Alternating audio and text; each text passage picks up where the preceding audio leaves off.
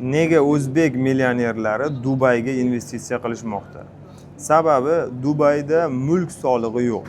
Bundan tashqari daromad solig'i ham 0%.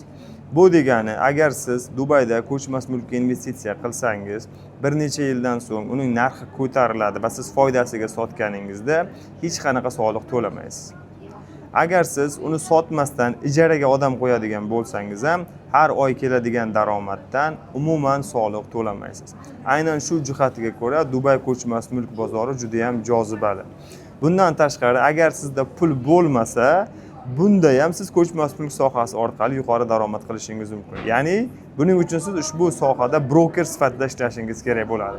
Avvalambor Dubay ko'chmas mulk bozorini o'rganasiz hamda pul tikmoqchi bo'lgan investorlarga yo'l yo'riq maslahat berasiz va bitimlarni amalga oshirish orqali siz 4% dan 7% gacha komissiya ishlaysiz. Bu degani eng kamida bitta сделкаdan o'rtacha 8-10 ming dollar daromad qilishingiz mumkin.